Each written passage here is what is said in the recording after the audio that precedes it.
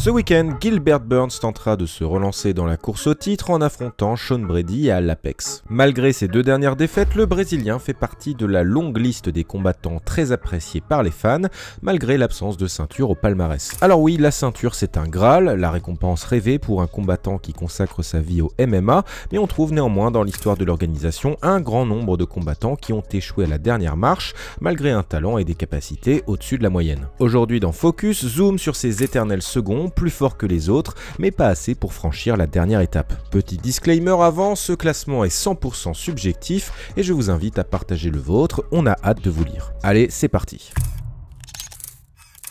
Cette vidéo vous est présentée par notre sponsor Golden CBD, le leader du CBD bio en France, 100% légal. Si vous cherchez des solutions naturelles pour apaiser l'anxiété, améliorer votre sommeil, réduire les inflammations, nous vous invitons à découvrir leur sélection de produits de haute qualité. Le lien en description et notre code exclusif FIGHT vous fera bénéficier d'une réduction de 30%, profitez d'une livraison discrète et rapide et découvrez la différence que le CBD peut faire dans votre routine. Alistair Overeem, The Demolition Man est peut-être le plus bel exemple de combattant pré-USADA, enfin même si lui vous dira que tout réside dans la viande de cheval. Oui, laissons de côté les polémiques et concentrons-nous sur la carrière du Reem, premier combattant à détenir simultanément des titres en K1 et en MMA. Après une grosse carrière au Pride où il rencontre Liddell, Belfort, Nogueira ou encore Shogun Rua, Overeem gagne une ceinture au Strikeforce avant de poser ses valises à l'UFC. Malgré son âge plutôt avancé, Overeem s'offre plusieurs highlights, notamment un monstrueux body kick qui éteint Brock Lesnar. Malgré un run qui alterne entre succès et défaite, Alistair Overeem s'offre tout de même de belles victoires contre des anciens champions de la catégorie comme Lesnar, Mir, Arlovski, Dos Santos et Fabricio Werdum. En 2012, l'UFC organise un combat pour le titre contre Junior Dos Santos, mais Alistair rate un contrôle antidopage à la surprise générale. En 2016, le Néerlandais a quand même droit à une vraie chance pour le titre contre Stipe Miocic.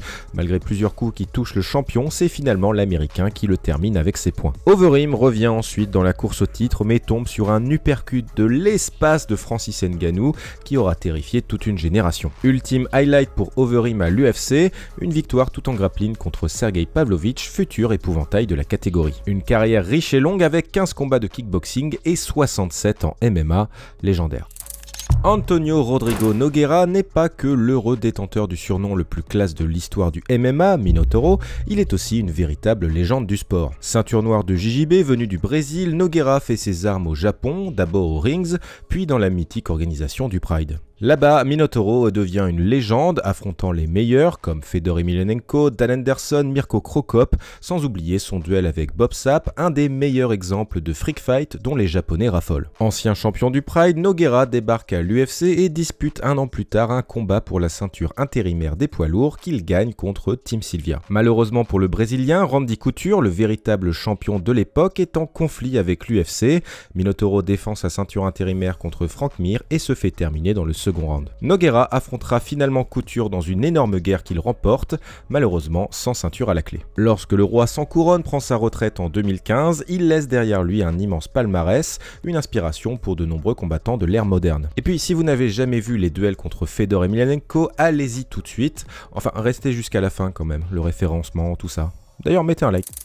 Pour beaucoup, Uriah Faber, c'est d'abord un duo culte dans The Ultimate Fighter avec Conor McGregor, quand les deux coachs se vannaient sans relâche, surtout sur leur physique. Mais il ne faut surtout pas oublier le monstre que fut The California Kid, malgré ses échecs sur la plus haute marche. Lutteur de formation, Faber devient notamment champion de la WEC avant de perdre son titre contre Mike Brown. Avec son look de surfeur et son style impressionnant, Faber participe à la montée en popularité des plus petites catégories, tout comme son rival Dominick Cruz. Malheureusement pour le Californien, cette ceinture perdue contre Mike Brown sera la dernière, 2 ans avant un départ pour l'UFC. Dans sa nouvelle organisation, Faber n'a rien perdu de sa superbe, mais il échouera toujours sur la dernière étape. Une chance pour la ceinture perdue contre Dominick Cruz, une autre pour l'intérimaire contre Renan Barão, une revanche encore une fois perdue contre le Brésilien, puis un dernier échec contre le revenant Dominick Cruz. Souvent surnommé Uriah Faber en raison de ses nombreux title shots offerts, Faber revient d'un hiatus de 3 ans couronné de succès contre Ricky Simon avant de se faire envoyer à la retraite par Peter Yan. Au final, Uriah Faber c'est une place dans le Hall of Fame, 35 victoires et 11 défaites, dont 8 pendant des combats pour le titre. L'Américain restera dans l'histoire, notamment grâce à la création de la team Alpha Male,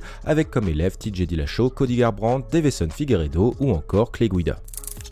La carrière d'Alexander Gustafsson en MMA est plutôt courte, 26 combats en tout, mais franchement, quelle carrière. Arrivé invaincu à l'UFC en 2009, Gustafsson chute contre Phil Davis, mais enchaîne ensuite les victoires contre le français Cyril Diabaté, Thiago Silva et Shogun Rua, avant d'accéder au title shot contre le champion John Jones. Bien que donné underdog, le Suédois offre une guerre à Jones, ainsi qu'un combat extrêmement compliqué pour le champion, rarement bousculé de la sorte. Amené au sol pour la première fois de sa carrière, Jones gagne le combat dans les derniers rounds, notamment grâce à un plus grand volume en striking. Après ce classique instantané du MMA, Gustafsson aura droit à une nouvelle chance contre Daniel Cormier, perdu sur une décision partagée, puis une autre contre Jones qui se solde malheureusement par un KO dans le deuxième round. Si Cormier et Jones n'avaient pas été là, Alexander Gustafsson aurait été un grand champion, lui qui a notamment battu Glover Teixeira et Jan Blachowicz. Toujours en contrat avec l'UFC, Gustafsson veut aujourd'hui continuer, lui qui reste malheureusement sur une série de 4 défaites, un combattant extraordinaire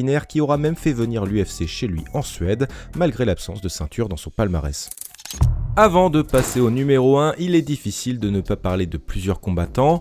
En mention honorable, je citerai notamment Carlos Condit, Tony Ferguson, Nick Diaz, Shawn Mendes ou encore Joseph Benavidez. Mais pour la première place de ce top, c'est le cœur qui parle puisque j'ai choisi d'y placer Dustin The Diamond Poirier. Enfant turbulent de la Louisiane, Dustin Poirier trouve sa voie dans les sports de combat et passe pro en 2009. 2 ans plus tard, on lui ouvre les portes de l'UFC et commence alors un run légendaire, d'abord dans la catégorie des featherweight. On retiendra notamment une belle victoire contre le jeune Max Holloway, mais aussi une défaite cruelle contre la star en devenir Conor McGregor. Après cet échec, Dustin progresse énormément et passe chez les tueurs à gages des lightweight, Bobby Green, Jim Miller, Justin Gaethje, Eddie Alvarez, Anthony Pettis.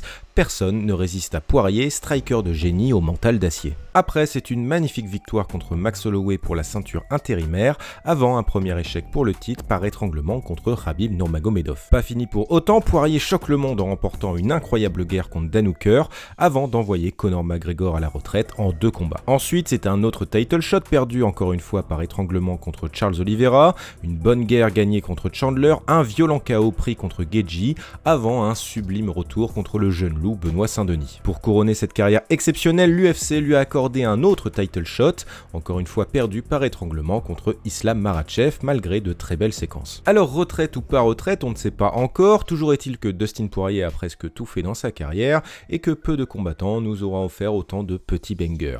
Bref, merci Dustin. Voilà, c'est fini pour ce petit top, j'espère qu'il vous a plu, n'hésitez pas à liker, à commenter, à partager et à vous abonner à Fight Minds pour plus de contenu sur le MMA. La semaine prochaine, ce sera épisode sur la carte de la sphère, avant d'embrayer sur la très attendue carte de l'UFC Paris 3. En attendant, prenez soin de vous et je vous dis à lundi prochain, ciao.